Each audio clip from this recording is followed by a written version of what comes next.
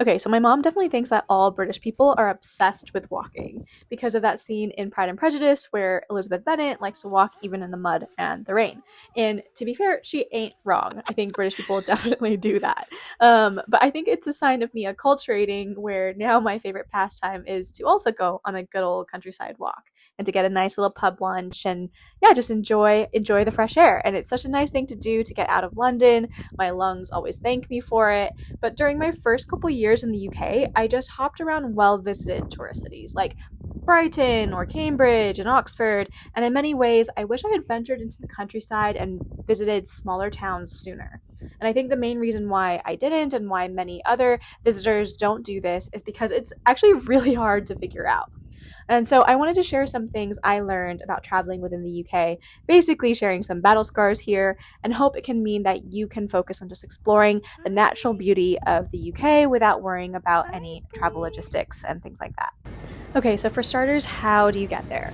There are different train operators across the UK, and you can buy tickets directly off their websites, but I like to use Trainline as it aggregates the different providers for a small booking fee, so you can see all your options in one place. I would also highly recommend getting a rail card where you pay an annual fee for discounted train tickets, and after like a couple trips, it pretty much pays for itself, so definitely well worth it if you qualify. What I like about buying tickets through Trainline is that you can also request seats and, more importantly, seat types through the app, like having a plug socket or being forward facing, things like this. And you'll all have it on like a digital QR code thing, so you don't have to actually have a paper ticket to get onto the train. It saves you some time at the station. One thing to call out though here is that when you book an open return, you don't have reserved seats. So you have to check on the train if it's reserved seating or not. Basically, a green dot means okay to sit there, and red means that someone might kick you out of it. If you're bringing a bike with you, please do check if the train route requires reservations, and there are usually designated bike carriages for you to store your bike. Some trains are pretty strict about storing them properly, so just make sure to check. So the first lesson I learned is that you are not in a city anymore. There is no Uber. A local taxi needs to be booked about 2 weeks in advance, especially during bank holidays. You should bring cash in case they don't take card, although most do take card now. There are public buses and most are contactless, but you should check the timetables, as I find that to be more reliable than even Google. There was a time when a bus was 20 minutes late to the stop and I was about to leave, but it ended up coming in the end. And sometimes the bus won't stop unless you ask it to. And there have definitely been a time when the bus, quote unquote, stop was basically on the side of the road next to a field. And I needed to walk on the side of the road, like kind of like a highway looking thing for about 20 minutes to get to a pavement or a sidewalk. Second lesson, you are probably in a small village that only has a handful of restaurants or pubs. I always forget this one, but you really, really need to make a reservation for dinner, especially if it's a public holiday, school break, or a weekend. I've been super lucky that I was able to get into some really nice places last minute, but I feel like this is an exception, not the rule. And I've definitely seen people get turned away after I was seated. And so definitely just make sure to book in advance. And this leads me to my next point on food. Don't expect you're going to find a huge, always open Tesco's in the middle of the town. Some places I've been to, I was really lucky where I was able to pick up snacks and goods for my hike there right by the train station. But this might not always be the case. There are some towns that are much smaller, and the hours might be different for these smaller towns, especially on the weekend. I think there are some restaurants or even grocery stores where they're not open on like a Monday or a Sunday, for example. And so just look ahead of time to kind of see what's open and what's around you before you go. Again, some towns you might get really lucky and there will be a lot of nice places, maybe some cute little farm shops that have some organic produce. But then there are others where you have nothing there. For example, my friends and I did a walk along Cornwall's Southwest Coastal Path, and we thought we could find lunch along the way. And we were wrong. There was only one stop that had ice cream and coffee, but another named area we had timed for around lunchtime was basically just one person living there. So for walks especially, I would recommend bringing a packed lunch and some snacks. Here's the little dog that came out to say hello in this one-man person town that is somehow named on Google Maps as a town, but yeah, just one person. But yeah, so I would definitely pack some things as you go. My favorite invention of all time is my trusty ramen cooker. I am Korean, and so I always have Asian food withdrawals. I definitely need spicy food after one day, and so it's always nice I can bring this with me and bring a ramyeon with me to go.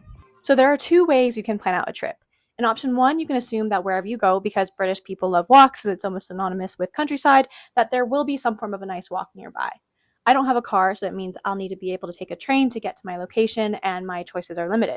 So there was this one time I found a nice B&B in Norfolk that was really well connected from London through public transport. I didn't do any research ahead of time regarding walks, and during my stay, found lots of nice little countryside strolls nearby, and I used apps like All Trails to plan out a route or find walking options near me. Sometimes, though, in the countryside, you might find yourself walking on the side of a big road or going through a field. So, for a pleasant walking experience, you want to find a way to filter for things that are majority public footpath, as this will mean it is car free and you will most likely get close to some form of nature. But if you're trying to optimize for a nature experience, I wouldn't advise this option. So, for example, my friends and I wanted to go somewhere for our annual hiking trip, and we thought, oh, Cornwall would be cute, and then spent 3 hours planning and stressed out on how to make it happen. Like, there were some really gorgeous trails, but they were not accessible by train from London, and we would need a car to get there. Available accommodation was competitive to find close to the train station. And just a note, we did try to plan this trip in July for August. And of course, everything in Cornwall was already booked out. But we made it work in the end. We found a direct train to Penzance. I'm probably butchering this name. I'm really sorry. And then used this constraint to then narrow our walk to Land's End. And then we got the bus from Land's End back to the town. All is to say, it was stressful. So, option two, which is if you are doing a nature girly trip, I would basically start by finding your trail first. So, go to a dedicated walking website to find a route. You can use National Trails, National Trust, Ramblers. Basically, there's loads of walking websites because Countryside Walks is basically the marker of being British. And this means you can guarantee you will find a really nice walk that is car free, historic, celebrating the natural beauty of the UK. And then you can basically start on these options and then filter against them which ones are actually accessible by train. And I would say that the UK is pretty well connected. And so you basically just want to make sure that the town is large enough that it has a public bus system or something that you can get from the city center to the destination you're going to, or call ahead for a cab. So the fourth thing is what to expect on your walk. So if you're doing a dedicated trail, like here is the Southwest Coastal Path, which is a really beautiful path right by the coast with sea views, it's pretty well marked. As you can see, though, that there are some hedges that are a little bit high and overgrown. I would actually recommend bringing a walking stick with you to help you navigate different terrains, and in case you need to move away any brambles or maybe stinging nettles out of the way. And I mentioned this before, but your walk might not necessarily be on an all nature trail the entire time. You might need to cross a road or a farm or go through someone's private property, which can be confusing sometimes because it's not what you expect when it comes to a walking path. This brings me to my next point on public right of way on private land. So, this is more applicable if you are in the countryside by farmland, but basically, your walking route might tell you to directly go through a vegetable field, which happened to me. It was like a field of, I think it was peas that were being grown, or to go through someone's backyard. And this is okay as long as it is part of what is called a right of way, meaning that you have the legal right to pass through even if it is land that is privately owned. In the UK, these right of ways or public footpaths are often marked with yellow way markers, so this little acorny thing, so you know that you're going in the right direction. Sometimes, though, this little acorn thing is not really noticeable, so you kind of need to trust your eyes a bit and look around for it. When the yellow sign isn't visible, though, I would use a map like All Trails, which will tell you on the map if it's a public way or not. Main call out here is that you should be careful if you have a dog, because if it's off lead, it might scare any livestock, and a farmer might get really, really angry at you, which is something just to be mindful of.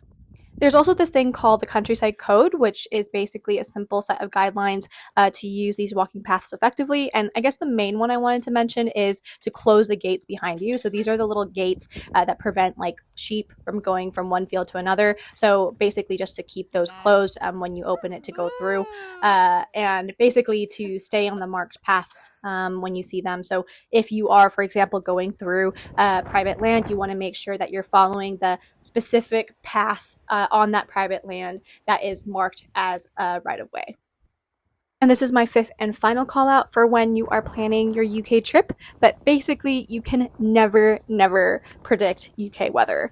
It wouldn't be the UK if it didn't rain on your trip at all. And even if it's summer, don't take the sunshine for granted.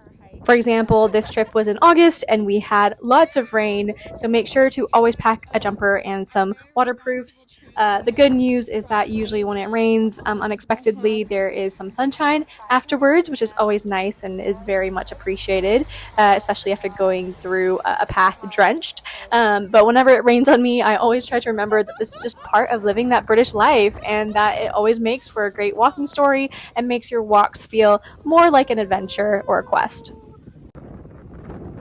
And that's all my 2 cents and advice on traveling within the UK.